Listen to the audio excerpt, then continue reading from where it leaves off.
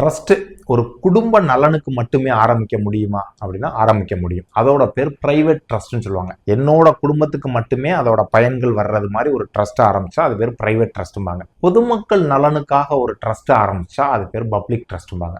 யாரெல்லாம் ட்ரஸ்ட் ஆரம்பிக்கலாம் அப்படின்னு பாத்தீங்கன்னா யாரு வேணாலும் ட்ரஸ்ட் ஆரம்பிக்கலாம். அவங்களோட பேரை ஆத்தர்ன்னு சொல்லுவாங்க, அல்லது கிரியேட்டர்னு சொல்லுவாங்க, அல்லது செட்டிலார்னு சொல்லுவாங்க. அந்த ட்ரஸ்ட்ல உள்ள அசட்டுகள் எல்லாத்தையும், அதுல உள்ள சொத்துக்கள் எல்லாத்தையும் மேனேஜ் பண்றவங்க பேரு ட்ரஸ்டி அப்படின்னு சொல்லுவாங்க.